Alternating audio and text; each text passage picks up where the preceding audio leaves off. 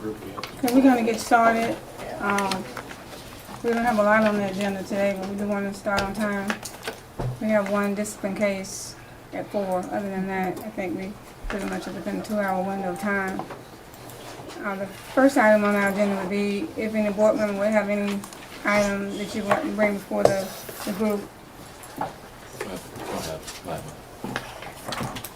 I wanted to raise opting briefly, and I wanted to ask Commissioner Harris something.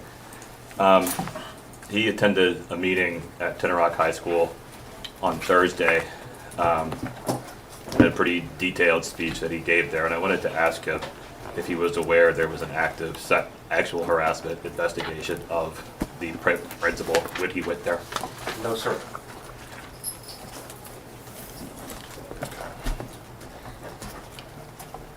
Is that it? Yeah. Ms. Ellis? Oh, I just, I don't know that any board members were aware, were they? We haven't been notified of such. I was. Oh, you were privileged to the information, we weren't?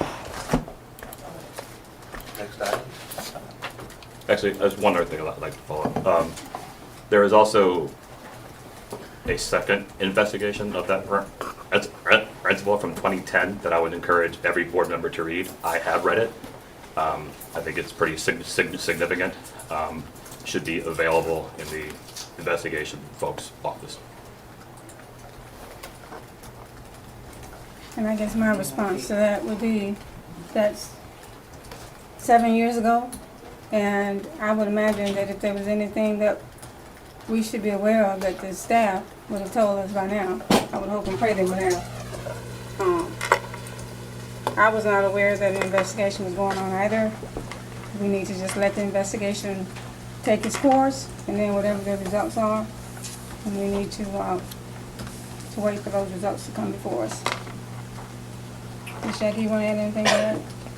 No, I don't think staff has completed the investigation. Have they completed? Okay. Okay. Ms. Ellis, you have Oh. something? I know with the news of the hurricane, I was just wondering, I had just mentioned to you, if there was anything, are we being considered an evacuation site or anything? Because it could be either coast, but we're in the center of the state, and it's a pretty huge hurricane. Yes. Two schools, right, so far? So we have, we met this morning. We got a call yesterday that there was a meeting this morning. So we met this morning with EOC, Mr. Davis, Mr. Small, transportation team, myself, and that EOC actually is, they should be at level 2. They activated to a level 2 today for the county. Looking at the projection of where it's coming, it's looking, right now it's projected to come right up the middle, which would be right at Polk County. As I was listening to the news in there earlier, it's taking a path, what they were saying of Donna in 1960, which from what I hear, Donna came right through Bartow, from what they were telling me. So that's the path it's taken right now, every indication. So we are preparing. We have another, Rob will be at the 5 o'clock meeting with EOC. We're looking to have a full activation of EOC by Friday. As far as what's happening with schools, and I'll be making another announcement in my statement this afternoon. I will know better. I want to get a better handle tomorrow. I'm going to meet with the commissioners as we're all getting together with all the commissioners, and so we can have a conversation on what we're doing as a county. And Pete is going to get that scheduled for me tomorrow as well.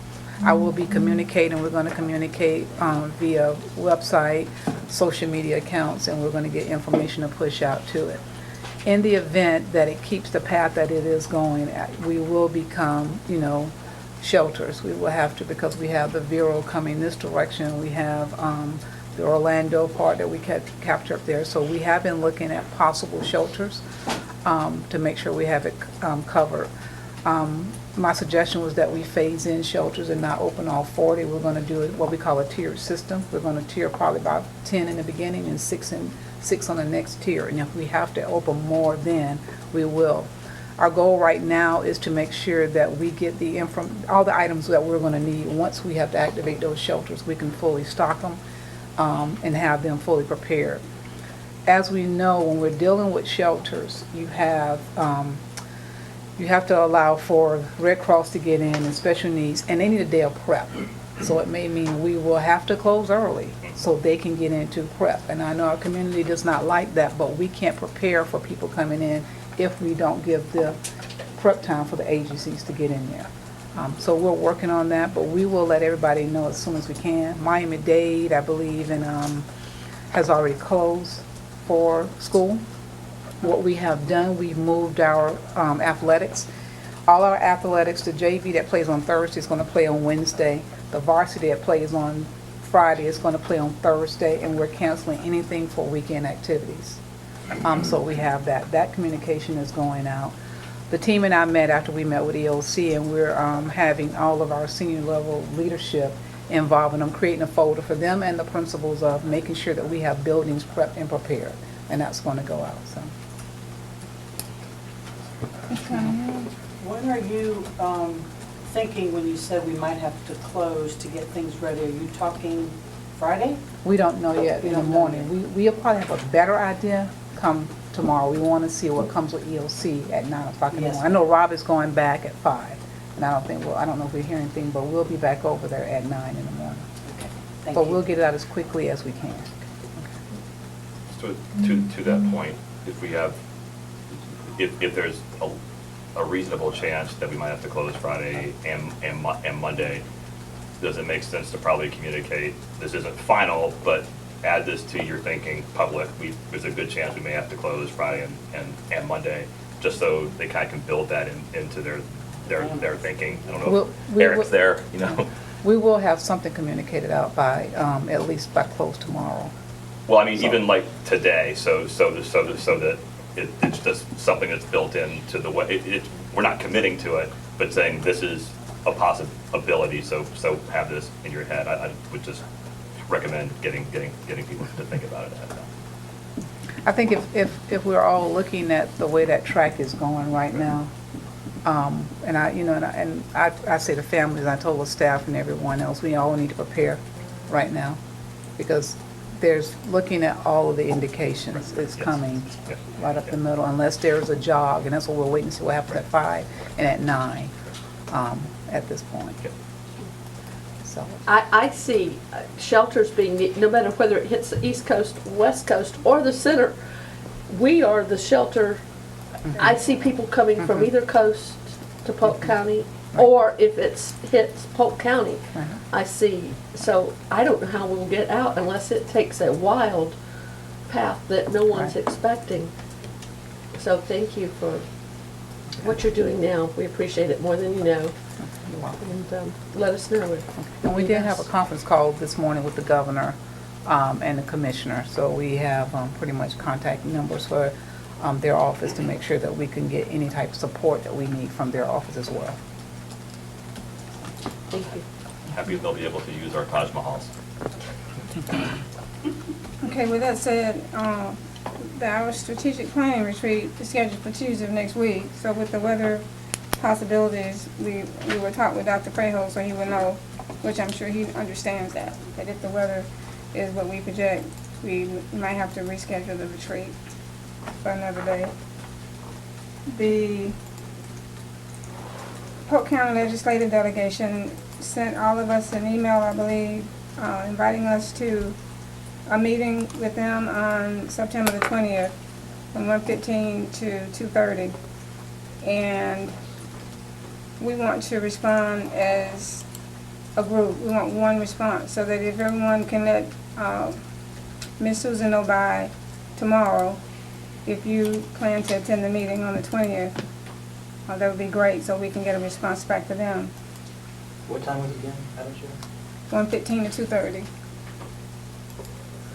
And then just a reminder that the FSBA legislative platform proposals are due on Friday of this week, and we're going to discuss ours in a few minutes. And the Polk Vision Leadership Class Program would like us to participate with their program on January the 25th, 2018, from 4 to 5 p.m. And that's different because I think last year we did it in the morning. And so Ms. Susan will mark your calendars tentatively, and if you know that you're not going to be able to do that, you can let her know as well. And then everyone should have gotten an email that was forwarded to you from the chair of Volusia County, the board chair of Volusia County, Ms. Johnson, concerning DCD funding, with a video and explanation on what she's trying to accomplish. She wants to do away with the DCD funding formula, and I think that is on our platform as well. Something about DCD is on our platform as well. Correct me if I'm wrong. Yes, it Okay, is on so I don't know if we want to just go through the platform first and then have discussion on it. If y'all want to discuss it now as to whether or not you have any thoughts on it. She wants a resolution. If you are in support of completely doing away with the DCD funding formula. Anybody have any thoughts on that? You want to wait until Ms. Wendy does her presentation? Yes, I prefer, so we Okay. can kind of hear everything. All right. Is there anything else? Anybody else have anything else? All right, so we're gonna go to the school board agenda for today. Okay. And we have the legislative agenda, which is up. We do the agenda first, don't we? Oh, I'm sorry. It's okay. Okay. We mixed it up last time. Okay. I'm still in that mode then. Yeah, we all did it last time, so that's probably why you're thinking that. All right, so we only have one special recognition, and that's for the payroll, National Payroll Week. And to my knowledge, we don't have any speakers. Mrs. Sellers? Oh, there might be a second recognition. There was one that came into the office. I don't know. I just heard Joanne might know. It's going to be handled as a surprise. Oh, okay. Okay. All right, so now we're surprised. Is it a good surprise? Yeah. Oh, All right, so we have two sets of minutes, and to my knowledge, I don't remember seeing any new administrators. And now we're going to the business services, general items, C9 through C11, C12, C13 through C15, C16 through C19. Ms. Sellers? On the agreement with educational directions, I know there's 5 schools. First Lake Alfred's name needs to be changed on that. But I just wondered, there's other schools besides those 5 schools that are kind of in the same category. I know Bartow Middle, because that's one of my schools. What's happening with Bartow Middle? Because it's not in this group. Right. So, Ms. Solis, these are the schools that were required by the state that were like, if you may call it the leftovers that didn't make it out from last year. So we continue to, that was a requirement that they have the AMO, so we continue with that. With all the other schools, there are supports that's being provided from the district. We built a team around those schools through the district with teaching and learning, the coaches, and we're actually doing that. They're having the same type process in a sense, but without this AMO going in, but we're providing the support to the district level for those teams. Okay, thank you. And I knew there was something, I just wanted everybody to hear, so thank you. You're welcome. Business services donations, C20 through C37, C38. Human resource services recommendations, C39 through C41, C42, and C44. We go to the regular agenda. We have nominations for the Sales Tax Oversight Committee. I believe there are 3 of them. One is a reappointment. And then R46, quitclaim deed to City of Lakeland. To ask about that really Yes. quickly. That's related to the Lincoln CRA project, right? They're given the road. So we're giving, what's the cost on that, if there's any, or are we just giving to them? I'm sorry, $10? But the way that, Yeah, it's a Provide nominal, pass it. this is an agreement between the two, and it's a nominal consideration that is simply for the purpose of creating an enforceable contract. So there is no financial remuneration for that donation. Okay. It's been a while since we've had discussion on this, but my understanding is that there's a serious problem with parents picking up their kids, and it's blocking a lot of the residential home parking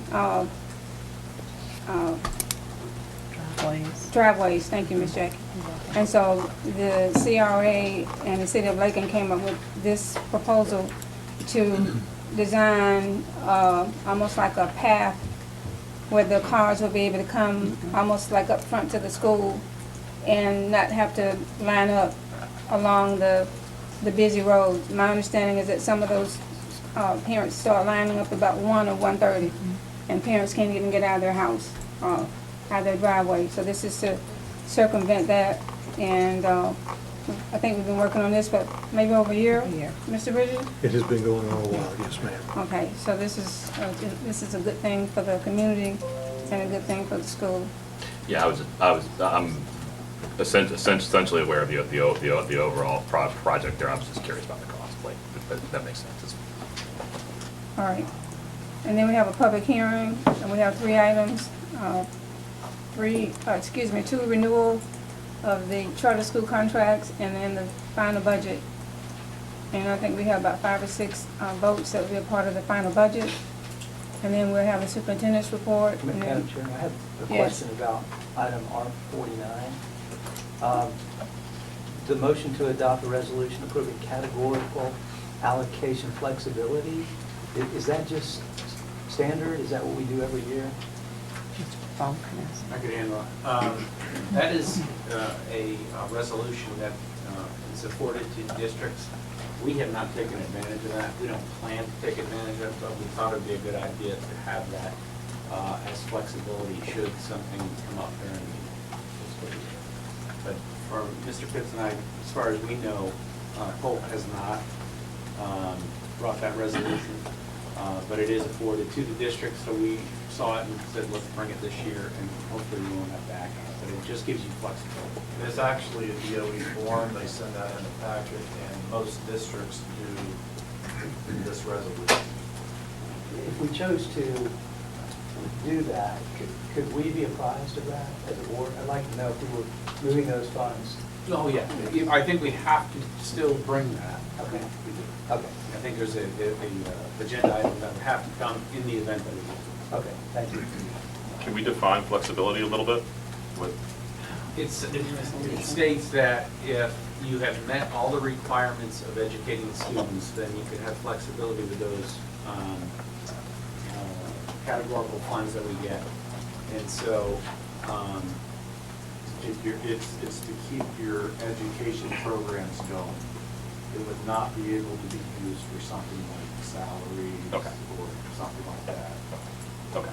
And it's really just an emergency, and I think it's rarely ever used, but It wanted to wouldn't, have that in the back pocket. so it wouldn't move it necessarily out of the categorical category. It would allow us to do different things It within it. allows us to spend within that category Okay. for additional items that we would not normally be able to charge those categories. Okay, I'll give you about some potential examples of that. Okay. And, let's see if I understand correctly, so you could theoretically move those things to the operating budget if you needed to? Would that be correct? No, No? they're restricted funds, so they would stay within the fund. But the items that we charge, we would be able to charge more items there. And we would, since we have never done this before, we'll probably need more direction from the state if we ever got to that point. There's also requirements that you've met, statutory requirements for things like instructional materials. You have to wait till March 1st.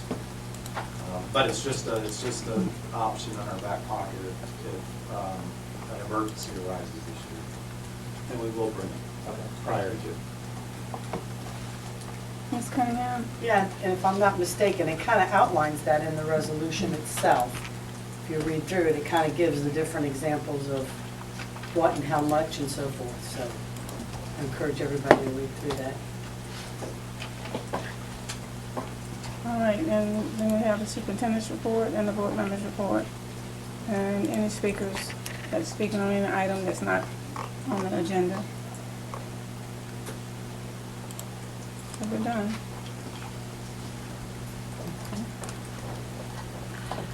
Now we'll have a legislative agenda by Wendy.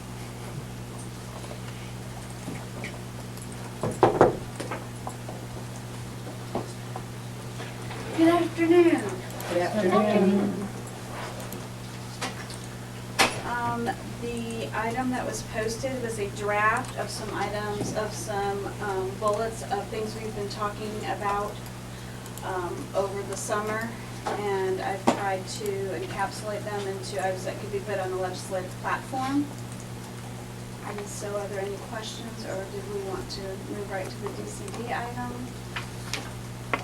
Ms. Cunningham? I just want to publicly state that I'm not necessarily at this point in time in favor of eliminating that requirement for passage of the general knowledge exam for certification. I asked Wendy how this one came about, and she explained that, but I'm not sure, based on my knowledge right now, that that's a good thing. So I just need further exploration before I could go ahead and support that. I want to be able to have the opportunity. It's the first time I've seen this, to get with teachers and other folks around the county. So anyways, just want to say that, since that's the first one up. Ms. Reynolds, and Ms. Sullivan. On that one, I don't think it was an elimination. I know this says eliminate the requirement, but when we had spoken, it was looking at either reducing, because the passage rate is so low, looking at why the passage rate is so low and why it's a $200 test as opposed to 25 or 50 like it used to be. So I do want to make sure that, because I think the document you sent us last week, it was worded a little bit differently, because it wasn't a total elimination. Platform, we had included it under Ms. Reynolds' name on that document. And I think that we did at the time say modify the cut scores and the costs. Right, I'm yeah, good with those that. are, that's So I what can Okay. change this to reflect what that was. Okay, thank you. That would be more in line with where I was going, but okay. Ms. I was Sullivan, going to Mr. say the Harris. same thing as Sarah Beth. I like the language that she has on, that we're submitting to the state, and I would rather see that language here too. I'll change this so that I'll just copy and paste that. Perfect, thank you so much. Mr. Harris? Maybe along the same lines, is there any conversation that you hear among the universities and colleges around the state that graduate education majors in terms of their feeling about what is being said about the value of the education of their university with a requirement for a GK test?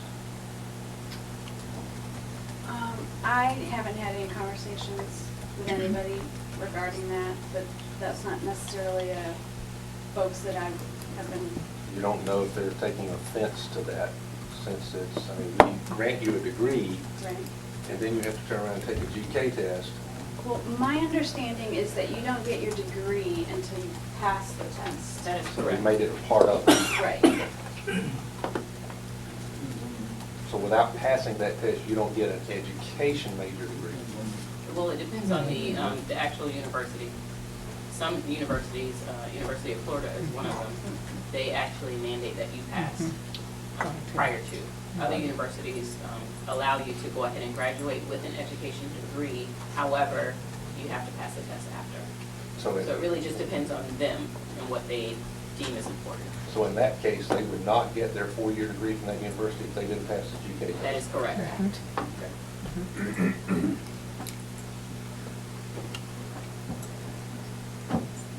Are you gonna talk about the DCD? I think we should. So, Melody Johnson has contacted me several times on Twitter, and I know she's contacted the board chair about her DCD issue. Volusia's impact is different than ours, and their solution is to completely eliminate the DCD as part of the funding formula. And as you I know you're all aware, our funding formula, that's like one box in 25 on the FEFP. Their issue is that only 12 districts benefit from it, and everybody else loses from it, which is correct. We're one of the larger losers. I don't want to say that, but that's what we are. From the formula. We also lose from other areas of the formula, so it's kind of piling on. Our DCD over the past several years has been consistently going down, and it's kind of a self-fulfilling prophecy because it's a 3-year average, so every time your DCD goes down, that drop becomes part of your 3-year average, and then your next one drops, and then your next one drops, and it's a hard cycle to get out of. I mean, because we're trending that way, we would not only have to have property value, normal property value increases, but property value increases far beyond just to get back going in the other direction. And after that, you're gonna have to talk to the big counters because you've just, extended my knowledge on the issue. But their solution is to eliminate it. We've talked on this document about not allowing anybody go below 1. So the districts that need a bump would get a bump above 1, but nobody would be funded below 1, so that you don't have these. Right now there's a $3,000 difference between the highest funded district in Florida and the lowest funded per student. And that used to be a $500 difference. So because of factors like this, you've got this huge gap between what everybody gets, and what we're trying to do is narrow that gap so that it's more like this, So that was the reasoning for the suggestion on the platform. But I think that other boards have had Ms. Johnson come in and speak to them, and kind of, our contact has been through Twitter and looking at her infographics and stuff like that. And so I think that she probably has more data and information to share that's, that you might be interested in. But her board meeting is the same day as ours, so she never would be able to come at a work session. We would have to have a special time set aside if we wanted to hear from her, where she would come. Ms. Sellers? I like what we're saying, not going below 1, because then the state has to be deliberate. This past year, we lost $10 per student because of our DCD. Well, that's very quiet, and the state can sort of hide it. They advertise that they gave everybody money. Well, they didn't. But to eliminate it totally, I don't, and I will defer to you, I think that would be a much harder fight than this, because those big powerful districts down south depend on the DCD so heavily. But I think not going below 1, and there were several years ago, maybe 15 years ago, where the Central Florida School Board has talked about not going below 1, because then the state has to be deliberate. If they're going to lower our per student funding, they have to announce it. Here, the way it works now, they're quietly, and we're one of the districts that get the hardest, they can quietly lower our DCD, and nobody realizes we're losing money per student, instead of gaining in these years of flat money with no new money coming in. And I understand that's the plan for next year. I've already heard that from one state senator, that there will be no new money for Polk anyway. So when our DCD goes down, then we lose money. It's not the fact that we don't get any additional money, we lose money, but nobody seems to realize that the way it is. But to fight to do away with it totally, I think that's going to split the state. And at this time, we don't need to be divided over these kind of issues when we have such bigger issues as a state to be united on. This is something I think that all districts maybe could agree with, as long as they can get a bump, go above 1, but not take people below. Mr. Townsend? Oh, Mr. Harris, then Mr. Townsend. Just to bring all of you up to speed, the conversation with our state organization revolving around DCD, since there are school districts on both sides of the receiving and the losing of DCD, it is not something that the state organization feels would be appropriate for it to take on, because there are extremely opposing views on this issue, and they basically cancel one another out. There are some people who wish that the state organization would, but as soon as you do that, then you are going to offend the other portion of the school districts, the ones that are not included in whichever side you take. And so the approach has been to allow the districts, maybe encourage the districts to do what's being done now in terms of each individual district making the decision to include the DCD in their lobbying efforts rather than requesting that the state organization do it. Mr. Townsend? Sort of along the line, I think I prefer this as well. I mean, if we did it, if they were to study the DCD and look closely at it, we should do even worse than we already do, right? It's like, I mean, the gap between cost of living in some of those places and us is such that we'd actually be worse off if we were to really look closer, right? Isn't that what we heard? That is what we heard. I don't know that for. Yeah, I mean, there's crazy math that goes into all of that, but I think it probably is a better sell to set a baseline and then reward Dade County or Broward for, they have real, cost of living issues there and all of that. So I mean, I think that makes sense. The other thing I think we ought to add in there, and maybe the second bullet covers this, but I'm not sure that it does. The what is this? The 0.5 mil, right? It's the one that was available to us in 2008. They got taken away. I understand they're not going to do it, but I think it's a political thing. It's important for us to signal we're willing to take the responsibility for ourselves, and they won't give it to us. I think again, all these things are as political as they are technical. I'd put that 0.5 mil back tomorrow if I could with a vote. So I mean, I think we need to signal that we're willing to take responsibility for funding our own stuff. Mr. Wilson? I'm a little confused. If it's eliminated below 1 for everyone, how can it still exist? Because there would still be above 1. There would still be some above 1. How can you have some above 1 if nobody's below 1? The cost of living bonus, The same basically. way you do weighted So- funding for like Right. ESE and those Right. types of things. But that's just an increase at the state level where they're choosing to provide a special benefit for a particular district. Right. They have the ability to raise more taxes than we do. So, I mean, I'm not sure what, my point is this, I think it should just be eliminated and completely and let each county keep the revenues they generate locally. Sending our revenue somewhere else, I think is not a reasonable solution. Well, do you want to talk about donor counties? No? No, thank you. Can I take a shot at that first, Wendy? Again, I think this gets back to the political aspect of this one. I mean, in a vacuum, you're right. We don't live in a vacuum. I think putting it this way says to our big friends, we recognize you guys have unique cost of living challenges.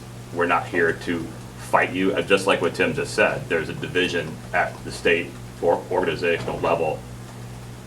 If we go, let's go eliminate it, then we're taking a side against fellow districts, whereas this kind of accentuates the problem, and it helps us get at the problem a bit more. So I mean, I think, without trying to get into Wendy's head or whoever wrote this head, I think that's a fairly political framing that I support. So I think that's how I would say it to you. I mean, if that's what we see it, I'm fine with that. I won't argue against it, but I don't think so. I think we're going to see it that way no matter how you state it. So I think it just is cleaner if you say eliminate it. Well, then maybe eliminate it and replace with Yeah, something that recognizes, that's all. Eliminate and replace with a more equitable system. Yeah. Going Ms. back Cunningham. to what you said, I don't think we want to do that, because if you eliminate it, then they go through and they try to do a new study, and then there we go. Right. Haves and the have-nots. Right. So I think this is the least offensive way maybe to present it to say, we all want to be equitable, and then if there is a bonus, and I don't know the technical term for how Miami-Dade, Broward, et cetera, gets a little more, let them come up with that. Right, right. I think that is the issue. Is this acceptable language to some of the folks who are also opposed to this? Are we kind of, I guess my question is, are the districts who want to see this happen, are we all kind of on the same page with it? I wouldn't say that. I think Okay. that everybody kind of, because everybody gets impacted by it in a different way and for a different reason. You know, Volusia's issue is that their workers work in different counties and then pay for housing in Volusia. And that's not necessarily our issue, and that's why their DCD is affected. And so there are, you know, everyone's impacted in a different way for different reasons. We could certainly, we could stay away from it and say, we just want the funding no more than so much, you know, no more than a $700 gap between the lowest and the highest. I mean, there are No, several. I think that's more confusing. I mean, if everyone else is in agreement with this, I am too. I don't oppose it. Any other questions? Can we add that bullet point about the mill? Does anybody have any, I'm sorry, the half mill, and see if I have an objection to that?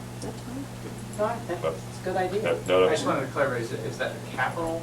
The capital, the 2 mil. So that It would used be to under two. number 4. Yeah. Right. It would be a bullet under number 4. Okay, whichever, yes. Okay, and then the only other thing that I wanted to bring up was after this was published, it occurred to me that we really need to talk about the unconstitutional provisions that are in 769 and put something on here that just says we want those provisions eliminated from the statute. Would that be all right with the board? So, I mean, we wouldn't have to be in this suit if they would just fix those problems. And so that would be the, you know, the contract issue with the charter schools, the sharing of the capital outlay, the schools of hope going without school board approval, those types of, just the unconstitutional provisions. So how are you gonna phrase that? Yeah, could you come up with something first and then send it to us? Yeah, 'Cause when I I hate bring to it say- back for the board meeting. Yes. I will do that. And I will circulate it beforehand just because we do have the meeting on the 20th, and that's why this kind of got put together as quickly as it did. When they asked us to meet on the 20th, you know, I wanted to make sure that we had something to work off of. Okay? All right, thank you. Thank you, Wendy. Okay. The next item we have is our learning resource. I believe you have Maria. He is coming with me See her back there, thank you. to. Good afternoon. Good afternoon. Okay, so we're here to talk about the services that the Learning Resource Center, commonly called LRC, provides to a variety of different programs. And 7 of those programs fall under Teaching and Learning and federal programs, so that's me. And then 2 of them fall under Learning Support and ESC, so that's why Dr. Stanky is here. And these programs and these services are a team effort. We're here representing it, but at least, for example, in federal programs, it's a variety of staff, including, you know, Dee Wright with the homeless program, the hearth program, Dawn Robertson with the 21st Century program, Andy Baldwin with the migrant program. So I just want to recognize that it's a collaborative team effort that we work on with LRC to provide these services. And I wanted to start with just a little bit of background because I believe this agenda topic is really long overdue. I believe it was requested perhaps like 2.5 years ago. So I'm very glad to finally get it here in front of you and appreciate the work that LRC did in putting together this end of year report. And I wanted to recognize also that a number of changes have happened. For example, Dr. Stanky and myself have come on board in the district. And I know one of the first things that I did when I started here in Polk County and looked at this program was look at the contracts that we had in place for these programs. And I don't know how many of you remember the Supplemental Educational Services Days, the Title I SES Days. Do you remember that? With fondness, I'm sure, right? So that was a really good growth opportunity for me. And one of the things I learned was how important those contracts were. And getting the language in there right and making sure both for the provider and for the school board and the project to make sure that we put in that contract what we wanted to happen. And one of the many revisions we made to that contract, and I'm sure I was a bit of a thorn in Dr. Craven's side during that year, but was to look at how are we assessing the progress of the students that are participating in the program, what measures are we using, and things like that. So we've come a long way together, and I really appreciate that collaboration. As important as contracts are, though, one of the other things that I learned during that experience is that while contracts are really good for making sure that when things go wrong, we're protected, they don't really help things go really, really well. What helps that extra effort and those programs be truly successful is building that relationship with the providers and working together and owning together the success of the program. And so I'm really proud of the work that we've done together in that regard. And then we've also, recognizing those relationships are important, we've also had a lot of planning and status check meetings that we hold during the year. For example, we've already met to start planning for this year, and then meeting again throughout the year to see how are things going, where are some gaps that we have, and things like that.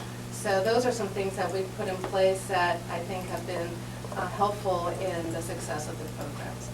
And so highlights. You have in your packet some of the data that we pulled together on all of the different programs. And I'm not going to go into detail on all of that data. I'm just going to give you some highlights there. But one of the things that I do want to highlight is what is unique about these programs, because they're not routine tutoring programs. They're not your typical tutoring programs. If you notice, the homeless program, the Hearth Project, the migrant program, these are some of our most vulnerable, fragile, and high mobility students. So you can't do a regular program of tutoring with them and be successful. The location of services as a result is different. It's not typically happening at a school site. It may be happening, or it is happening at shelters. It's happening at Panera Bread. It happens wherever we need to make it happen in order for us to be able to serve the students. And that's really quite unique about these programs. The data that you have in the packet shows that the vast majority of our students are achieving learning gains as a result of participating in this program. There are a few that are not showing learning gains, and for the most part, as we dug into that data, it's because perhaps we weren't able to do a pre or post assessment because of the high mobility of the students and some challenges we've had with that. So, if a child decides to leave abruptly because their family is migrating following the crops, it's sometimes hard to anticipate, as you can imagine, and do that post-assessment in time. The data, however, is just part of the picture, and I do want to highlight that. As I mentioned before, these are very fragile students, so what the data isn't showing you, and what I'm still struggling with how to capture in a better way, is the fact that there's an impact that we're having on these students to address their socio-emotional needs that this kind of data really isn't capturing. Our purpose here, of course, is education, and it's closing that achievement gap, and it's helping the students with their academics. But we're also having an impact in other ways.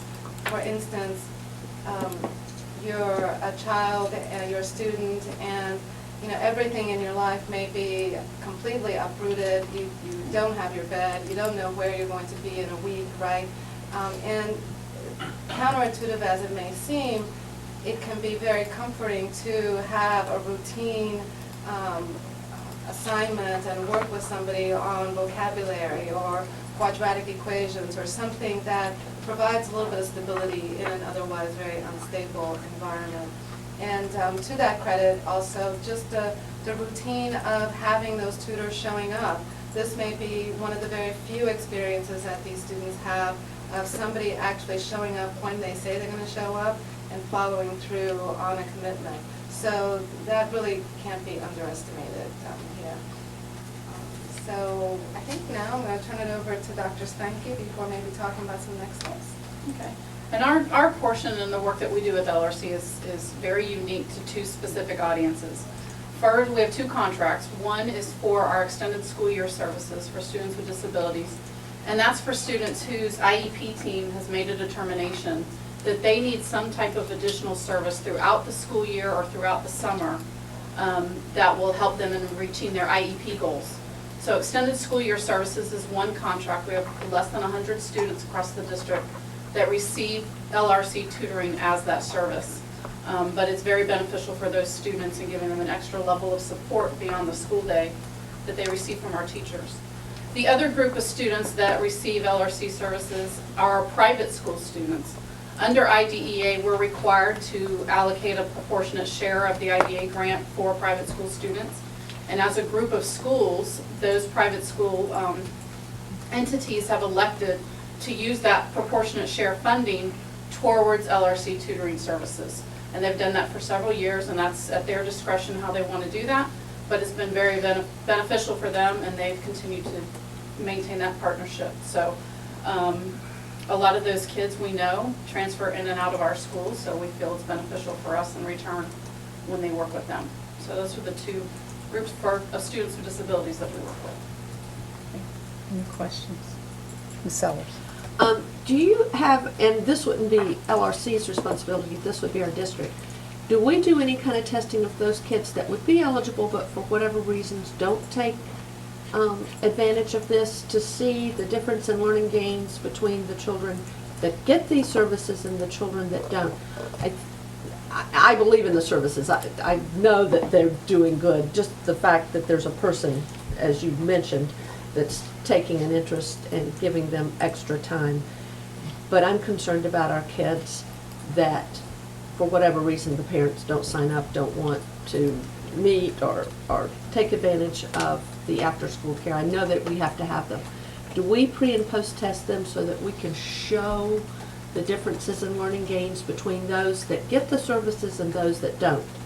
I think with performance matters and with the assessments like the STAR assessment that we're going to be administering district-wide, we'll have more of an ability to be able to do that a little bit easier. What I was looking at, because in the data that you have, the 21st Century Program data really wasn't provided in there. So that is a program that we do have an external evaluator that we contract with to do just what you're describing. And so I was looking at that report, and I did pull together to share with you a comparison of how the students that are participating in the program are doing versus those that are not. And then in thinking about next steps and where we want to go, this is sort of where we want to go. We want to be able to look a little bit more broadly and make comparisons that are more statistically research-based, right? Mm-hmm. So I'll share this with you to see if this is kind of what you're thinking of. And I really, because I want people to understand when some of our children don't get extra help, how difficult it is to make those learning gains so many times. And I can tell you, on the students with disabilities side, the short answer to that question is no. We don't do any comparison data like that. For the private school students, we wouldn't. Yes. Because we're not responsible for that.